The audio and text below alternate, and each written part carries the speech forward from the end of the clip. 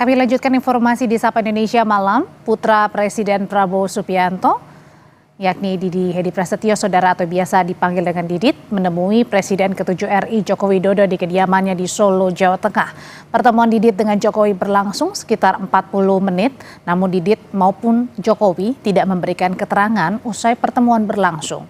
Diketahui Didit adalah sosok yang kerap bertemu dengan Jokowi, termasuk saat Hari Raya Lebaran, di mana ia mewakili ayahnya untuk bersilaturahmi dengan Jokowi.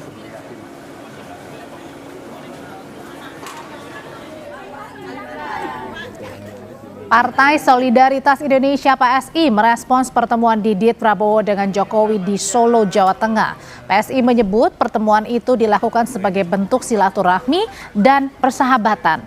Menurut Ketua Bidang Politik DPP PSI Bestari Barus, Didit menyempatkan diri bertemu Jokowi atas dasar adab pergaulan kepada yang lebih tua. Selain itu, sikap Didit juga menunjukkan persahabatan yang hangat antara ayahnya Prabowo dengan Jokowi. Rangka kegiatan muharaman ada di keraton, salah satu keraton gitu ya, atau bahkan mungkin dua, dan menyempatkan diri untuk mampir gitu sowan ke Pak Jokowi, kami kepada yang lebih tua, dan tentu didasari oleh bahwa Mas Didit ini paham betul bahwa persahabatan antara ayahanda beliau Pak Prabowo Subianto, presiden kita, dengan Pak Jokowi, presiden ke-7, itu adalah persahabatan yang tulus dan yang baik. Wakil Presiden Gibran Rakabuming mengajak mahasiswa hari ini ikut kunjungan kerja ke daerah. Sementara hari ini juga putra Presiden Prabowo, Didit Prabowo, menemui Jokowi di Solo. Bagaimana membaca dua peristiwa ini? Kita bahas bersama Kepala Pasca Sarjana Politik FISIP UNER, Erlangga Pribadi. Mas Erlangga, selamat malam. Selamat malam. Hadir juga Ketua Umum Rampai Nusantara Mardiansyah Semar. Mas Semar, selamat malam. Malam, Audrey. Mas Erlangga, saya mau tanya dulu nih. Saat marak demo mahasiswa hari Senin, Gibran menerima mahasiswa. Terus kemudian berlangsung hari ini saat pergi kunjungan kerja meninjau MBG Koperasi Desa Merah Putih, Gibran ini justru mengajak mahasiswa yang biasa-biasanya tidak pernah. Tapi hari ini juga ada kunjungan Mas Didit, putra Prabowo, ke Solo, Jawa Tengah menemui ayah dari Gibran, yakni Jokowi. Apa yang Anda lihat langkah satu hari ini dari dua orang yang berbeda? Ya, kalau saya lihat dari dua peristiwa ini, pertama saya coba mengevaluasi terkait dengan wakil presiden ini mengajak mahasiswa. Saya pikir ini suatu tindakan yang tidak cukup merespon apa yang menjadi tuntutan mahasiswa saat ini. Kalau kita lihat tuntutan-tuntutan mahasiswa sekarang itu terkait dengan problem bagaimana pemerintah dengan ekspektasi, dengan bayangan program-program yang dianggap mewakili kepentingan rakyat, pada kenyataannya itu kontradiktif dengan apa yang dikehendaki oleh rakyat yang terartikulasikan dalam seruan-seruan kalangan mahasiswa. Artinya bisa kita lihat bahwa beberapa program-program Pak Presiden Prabowo sendiri itu ternyata mendapatkan banyak koreksi dari masyarakat. Terkait misalnya bahwa program-program yang ada itu biayanya tinggi, dan yang lebih penting adalah menggerus program-program strategis yang lain. Bayangkan misalnya betapa program terkait dengan biaya anggaran pendidikan terkuras untuk kepentingan misalnya program MBG. Artinya ini bukan suatu proses untuk memperbaiki kondisi rakyat lebih baik, tapi justru melemahkan upaya-upaya untuk memperbaiki pendidikan. Oh, justru di sini Mas Erlangga melihatnya justru kunjungan ini sebenarnya kurang bermanfaat. Padahal mungkin pesan yang ingin disampaikan adalah ingin melihat langsung nih mahasiswa bagaimana sebenarnya MBG dan juga Kopdar yang begitu bermanfaat buat daerah 3T. Iya, kalau kita lihat bahwa mahasiswa sendiri itu memiliki kalkulasi rasionalitas dalam menyerukan tuntutannya. Artinya problem utamanya adalah dalam perencanaan kebijakan itu terjadi masalah terkait dengan bagaimana kemudian program tersebut kan pada kenyataannya program tersebut tidak hanya pada wilayah 3T, tapi dibuat dalam skala yang lebih luas, sehingga mengurangi hal-hal yang lebih penting terkait dengan misalnya isu anggaran pendidikan, gitu. Oke. Nah, ini dapat pertimbangkan oleh pemerintah, dan lebih dari itu misalnya kemudian bahwa ternyata respon pasar internasional sendiri itu kemudian tidak Ya. positif, gitu. Oke, itu Ini satu. yang juga. Oke, nah itu satu soal Gibran yang mengajak mahasiswa ya, Mas Erlangga. Nah, tapi Ya, ya kemudian di betul. hari yang sama hari ini, putra Presiden Prabowo, Mas Didit, juga menemui Pak Jokowi di Solo. Ada apa ini? Kebetulankah atau Nah, sesuatu yang tidak kebetulan sebenarnya? kalau persoalan ini saya pikir bahwa pemerintah itu masih belum paham, salah alamat merespon isu yang sedang muncul sekarang. Apa itu? Sebetulnya yang menjadi persoalan itu adalah bagaimana pemerintah dengan cermat dan mengevaluasi diri melakukan koreksi terhadap apa yang telah dilakukan dan mendapatkan respon yang tidak baik-baik oleh pasar ataupun oleh publik. Jadi ini bukan soal konsesi atau kemudian komunikasi antar elit, Hmm? di mana kemudian problem-problem bagaimana pemerintah dengan sigap seharusnya merespon dan melakukan Oke. introspeksi terhadap kebijakan, direspon dengan komunikasi antar elit. Ini nggak ketemunya di situ. Oh, itu dua peristiwa yang Anda baca tidak Ya, ada ketemu dan sebenarnya betul. nggak menjawab ya dari keresahan mahasiswa belakangan Tidak ini ya. menjawab dengan apa yang jadi problem Oke. yang ada. Oke, saya mau nanya ke Mas Semar. Mas Semar, sebenarnya apa sih yang diperbincangkan antara Mas Didit dan Pak Jokowi? Karena pada saat wartawan bertanya nih, nggak ada yang mau kasih statement nih atau pernyataan sedikit pun. Ya sedikit sih ada, tapi ya kita belum tahu di sebenarnya apa maknanya.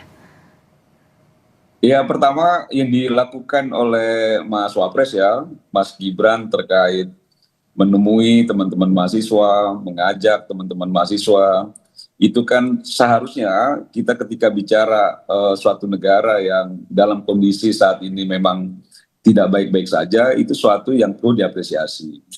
Karena itu bentuk dari membuka ruang komunikasi terhadap teman-teman mahasiswa yang selama ini menyuarakan kritik terhadap pemerintah. Mas Wapres membuka ruang itu. Dan sepengetahuan saya, setiap langkah yang dilakukan oleh Mas Wapres itu atas pengetahuan Presiden Prabowo juga.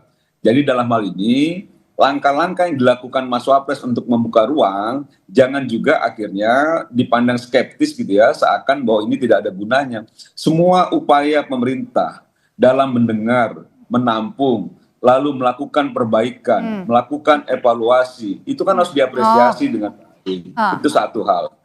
Nah, bicara soal pertemuan Pak Jokowi dengan Mas Didit, kan bukan juga kali pertama Mas Didit bersilaturahmi dengan Pak Jokowi. Bahwa dalam pertemuan 40 menit itu ada substansi atau pesan khusus dari ayahandanya Mas Didit, tentu juga bisa langsung disampaikan oleh Pak Jokowi. apa pesannya, Mas?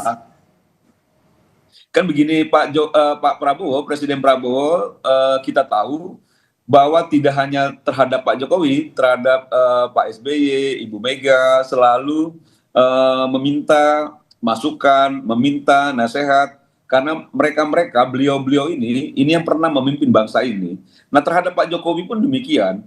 Ketika memang komunikasi dibangun oleh Mas Didit misalnya, atau menyampaikan pesan Oke. dari ayahandanya, nah itu kan juga harus dipandang bahwa suatu niatan baik untuk mengatasi berbagai hal yang dirasa masih kurang dan belum mencapai kesempurnaan. Jadi dengan kata Nah, lainnya kedatangannya Mas Didit di sini, Mas Semar menemui Pak Jokowi jauh-jauh ke Solo, ini adalah untuk mewakili sang ayah, untuk bertukar pandangan, bertukar pikiran, atau menguatkan program-program yang saat ini sedang dilakukan pemerintah, yang Ya, kalau diklaim 40 mendapat penolakan dari mahasiswa.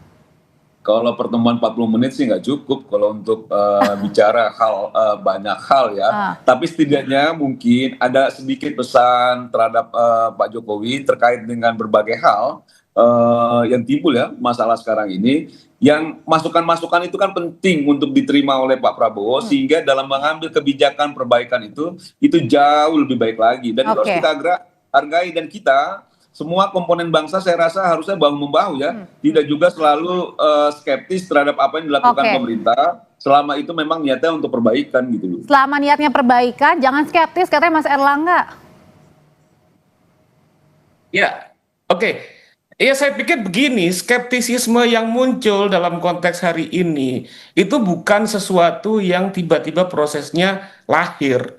Itu adalah proses yang sifatnya terus berkembang. Kalau kita lihat bahwa dialog koreksi itu sudah muncul bahkan sejak setahun yang lalu terkait dengan persoalan-persoalan yang muncul, penolakan terhadap MBG juga misalnya, penolakan terhadap Koperasi Merah Putih bukan hanya sekarang, bahwa desakan untuk melakukan koreksi terhadap pemerintah itu adalah proses yang panjang. Juga terkait bagaimana misalnya di satu sisi ada proyek dengan dana yang sangat besar digelontorkan dan tidak kontekstual. Artinya tidak dilihat pada awalnya, kalau kita cermati itu tidak khusus pada 3T. Itu kemudian masif di seluruh tempat dan itu menguras banyak anggaran Oke. dalam konteks disiplin fiskal kita yang lemah. Nah, tapi Artinya dengan proses yang panjang ini berlangsung. Dan skeptisisme itu wajar karena akumulasi tuntutan, akumulasi perhatian, akumulasi aspirasi dan seruan selama ini tidak dipertimbangkan oleh pemerintah. meskipun Enggak juga, kalau menurut saya Audrey, Kenapa? ini agak terlalu jauh juga salah kaprah kalau pemerintah dianggap tidak mendengar atau tidak menampung, ya kan ada perbaikan. Kepala BGN baru saja kita tahu semua bahwa itu juga diambil tindakan dan lain sebagainya. Di BGN sendiri itu juga kan sedang ada perbaikan-perbaikan, misalnya mengevaluasi titik-titik dan lain sebagainya. Nah, saya sangat menghargai pemikiran para akademisi dan lain sebagainya. Tapi bahwa pemikiran itu juga didasari untuk juga membantu pemerintah dalam memperbaiki bangsa, itu juga harus dikedepankan. Jangan juga skeptisme ini itu akhirnya juga dibumbui dengan sinisme terhadap pemerintah yang itu akhirnya sudah tidak rasional lagi dalam melihat kebijakan-kebijakan pemerintah yang berusaha untuk selalu memberikan perbaikan-perbaikan. Mas Erlangga, semua program-program pemerintah yang skalanya besar Berarti maksudnya seperti kritikan-kritikan ini tentu dianggap tidak akan sebagai sesuatu secara hal yang langsung sinis? mencapai titik kesempurnaan. Jadi tentu banyak sekali hal-hal yang perlu diperbaiki, itu betul. Nah, bahwa memang sekarang juga ada tindakan-tindakan perbaikan, ya itu harus dihargai juga. Jangan juga seakan bahwa ruang-ruang dialog selama ini yang dibangun itu, ruang dialog selama ini yang dibangun kan juga belum maksimal juga dilakukan. Nah, itu dilakukan oleh Mas Gibran ketika dia menemui para demonstran, dan itu sudah dilakukan Mas Gibran sejak beliau jadi wali kota Solo dulu gitu loh. Oke, Jadi menurut saya oke aja gitu loh. Oke, nggak ada masalah, katanya ini merupakan satu bentuk evaluasi dan perbaikan, Mas Erlangga. Jadi jangan terlalu skeptis, jangan juga terlalu netting alias negatif thinking. Usai jeda ya Mas Erlangga, kita masih akan berbincang satu dialog lagi. Tetap bersama kami di Sapa Indonesia Malam. Kalau tadi menyambung kata-kata Mas Semar, Mas Erlangga, jadi setiap yang dikerjakan pemerintah saat ini merupakan perbaikan. Jadi jangan netting-netting amat lah, kalau kata bahasa anak zaman sekarang, jangan negatif thinking.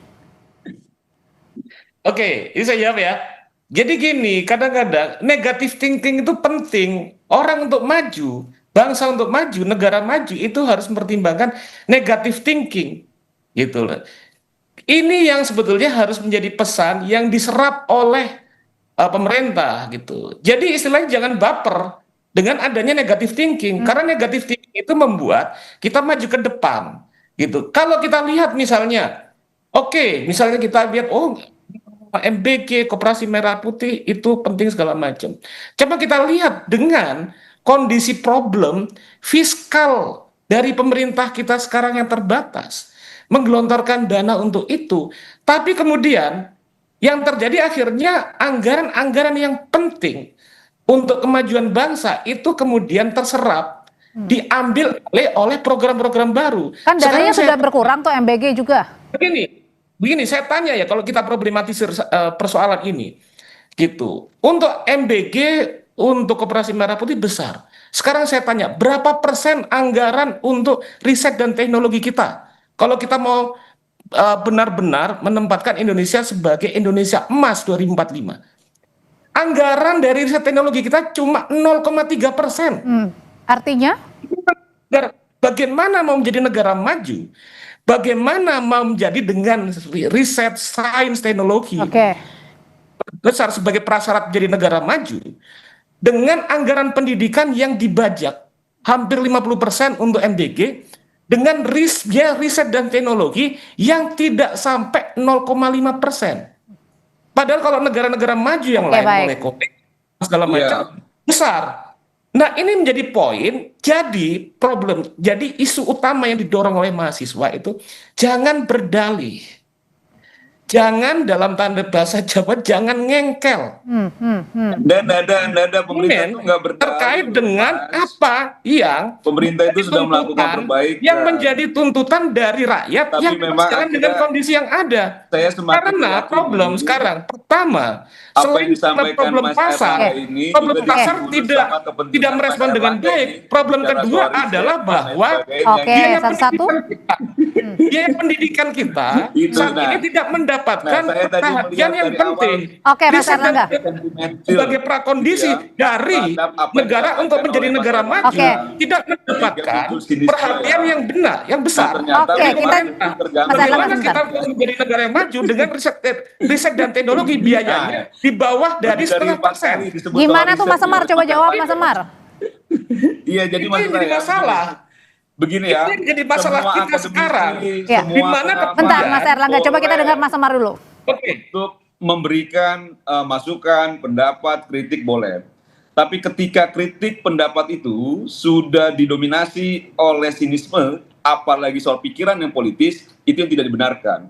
Nah, ketika disampaikan soal anggaran riset dan lain sebagainya, saya melihat bahwa ada sinisme itu seakan bahwa kepentingan Mas Erlangga sebagai akademisi itu cukup terganggu soal itu. Riset itu yang dan menurut teknologi saya akhirnya sebagai tidak bicara soal fondasi kepentingan rakyat dari secara negara umum. untuk menjadi negara Kalau yang bicara maju, secara umum, itu bukan kepentingan dari dosen. kepentingan Oke. memberikan makan bergizi akademisi, gratis itu Mas adalah Semar. kepentingan dari rakyat. Oke. itu punya Jadi sudah niat salah. Baik, Bapak-bapak. untuk bagaimana memperbaiki Jadi gizi anak rasionalitasnya yang nggak kita ketemu lihat ini. Oke, balik lagi. itu merupakan Mas Semar, kepentingan mungkin bangsa. Gitu loh, oke, Mas Erlangga. mungkin yang ingin tadi Jangan disampaikan juga oleh karena Mas. memang ada kepentingan diri sendiri gitu akhirnya Bukan, nggak ada hubungannya itu dengan kepentingan seakan diri Oke, memberi sentimen Bapak-bapak yang sebentar. tidak Akan melakukan riset sains perbaikan dan apa-apa. teknologi Itu salah kaprah. menjadi Oke. tujuan bangsa. Mas Erlangga Bukan sebentar, saya. Mas Semar. Posisi yang Oke. sekarang ini Mas Semar, Enggak, mungkin gini Mas harus Semar. clear dulu, Nggak ada Audrey. hubungan. Harus clear, Audrey. Oke, Nggak ada, Mas nggak Semar ada. gini, Dalam mungkin saya mau perjelas mungkin maksudnya Mas Erlangga. Kalau oke lah diberikan makan bergizi gratis, tapi kalau hanya diberikan makan bergizi gratis,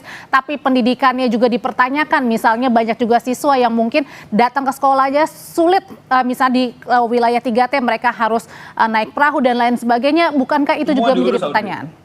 Semua pemerintah urus, tapi bukannya mudah mengurus bangsa yang besar ini. Nggak mudah, Jadi kalau tapi juga misalnya harus memang rasional. kita ingin bahwa apa yang dilakukan pemerintah dalam skala besar ini itu berhasil, harusnya orang-orang seperti Mas Erlangga dan lain-lain itu juga mensupport secara penuh. Bukan Kita juga mensupport karena dengan membangun kritik. skeptisme, Kita sinisme, support dengan yang akhirnya menjelaskan juga tentang punya apa nuansa yang rasional politik dari gitu loh. mengelola Dari negara. apa yang Oke. disampaikan, nah ini tidak benar menurut saya. Tidak benar. kompetennya bangsa Itu nggak ini, benar. negara ini, Akhirnya pemerintah akademisi ini berpolitik karena tuh, tidak kan gitu loh. menerima Karena Oke. membangun seakan-akan Kebijakan. bahwa pemerintah itu tidak mendengar, pemerintah tidak melakukan perbaikan. Padahal yang kita lihat Baik. semua sedang dilakukan perbaikan dengan baik. Bagaimana bangsa ini maju? Nah ini harus Oke. disupport. Kalau gitu- Orang-orang Jangan dipatahkan Umar gitu loh. Nah ini itu akan merespon yang suatu terbaik kritik menurut saya. seperti ini. Cara berpikirnya sudah di nuansa kepentingan-kepentingan Nggak lainnya. ada. Ini rasionalitas. Oke, kalau gitu Tidak. pertanyaan selanjutnya, Itu bukan Bapak-bapak. rasionalitas. Kalau Itu gitu, lebih politis kalau menurut saya. oke, kalau gitu Karena faktanya kan begini, Mas Wapres ketemu oleh mahasiswa harusnya diapresiasi, bukan juga akhirnya sinisme. Oke. Mas Wapres mengajak mahasiswa Lebih untuk baik melihat kita langsung, dengarkan dulu apa juga pertanyaan dari Oke, moderator. pertanyaan selanjutnya kalau agar gitu. tidak berasumsi. Lebih baik kita mendengar dulu apa yang dibicarakan moderator. Oke. Oke, kalau gitu Mas Semar, Mas Erlangga, saya mau tanya dulu pendapatnya. Bentar, Mas Semar. Diapresiasi juga gitu loh. Oke. Nah, ini yang menurut saya nggak baik. Nah, oke, kalau sampai hari ini Pak Presiden kan memang kalau kita lihat kemarin juga ke Hambalang menteri-menteri pada datang.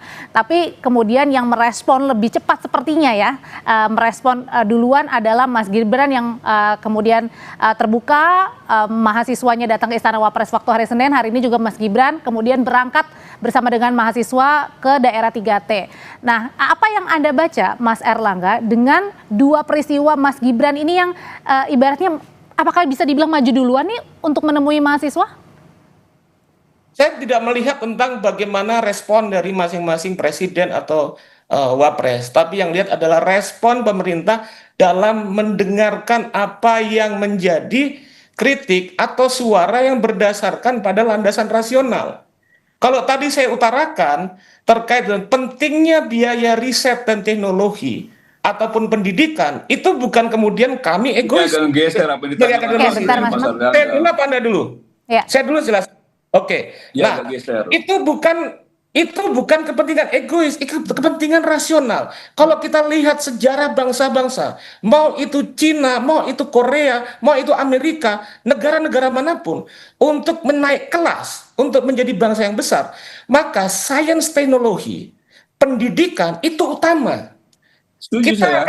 Kita hanya akan menjadi bangsa dungu Setuju kalau saya. kita Dan lebih dungu tidak lagi kalau anak-anak kita menekankan tidak pada punya sains dan makanan teknologi. bergizi Oke. gitu loh. Bagaimana menekan menjadi Jangan juga dianggap besar nggak penting dengan, Sebentar, Mas Amar. itu. dengan anggaran kurang dari 0,5. Oke. Hanya 0,3% riset anggaran riset. Jangan juga itu pendidikan, ditekankan. itu yang kita Ini anggap rasional, itu Mas. menjadi Sebentar, satu yang paling saya selesaikan Oke, dulu sebentar, Mas jawab. Amar. gitu loh. Ya, sebentar Mas, Mas saya Amar. selesaikan dulu jawab, baru Anda. Itu cara berdialog. Dan Ya. juga Saya kalau ada berdialog hal-hal dulu, yang saya menurut selesaikan Oke, dulu. sebentar Mas Amar. Masukkan Kita dulu. kasih Selesaikan kesempatan dulu. Mas Erlangga dulu. Tolong beri siapa yang bicara dulu kesempatan. Setelah itu Anda. Gitu. Nah, di sini bagaimana mungkin ini tidak proporsional. Anggaran makan bergizi gratis itu mengambil lebih dari 50% anggaran pendidikan. Sementara anggaran riset kita itu kurang dari 0,5%. Oke. Itu yang membuat kebijakan negara ini sudah tidak rasional. Dan itulah fondasi-fondasi penting dari kekecewaan dan tuntutan dari siswa dan rakyat. Oke, kalau gitu pertanyaan berikutnya, Mas Semar, dengan adanya efisiensi program-program terutama juga program MBG, pertanyaannya apakah dengan adanya efisiensi juga akan mengalokasikan tadi keresahan-keresahan seperti anggaran pendidikan kemudian dialokasikan sehingga lebih besar lagi sekarang porsinya? Nah, itu yang saya bilang, bahwa kan pemerintah juga sudah merespon apa yang menjadi kritik, melakukan perbaikan-perbaikan, itu juga harusnya diapresiasi. Tidak juga akhirnya perbaikan yang sedang dilakukan ini seakan-akan tidak ada gitu loh. Nah, ini yang menurut saya itu salah kaprah. Soal anggaran pendidikan dan lain sebagainya itu sudah dijawab langsung oleh Seskap ya, oleh Teddy. Dan jadi kalau misalnya memang itu kita setuju soal pendidikan itu penting, tidak ada yang membantah soal itu. Tapi bahwa pemerintah juga punya strategi-strategi lain. Misalnya menganggap bahwa juga ada kepentingan bagaimana makanan bergizi ini bisa diasup oleh para anak-anak Indonesia yang menjadi masa depan bangsa kita ke depan. Itu juga menopang pendidikan yang akan ditempuh oleh anak-anak kita ini gitu loh. Jangan juga akhirnya mengesampingkan hal-hal yang menjadi supporting kecerdasan anak-anak bangsa ini. Sehingga menurut saya apa yang disampaikan tadi akhirnya lebih pada soal-soal yang sinisme gitu loh Mbak. Bukan juga akhirnya begini ya, situasi kondisi negara kita memang banyak sekali permasalahan-permasalahan harus diperbaiki.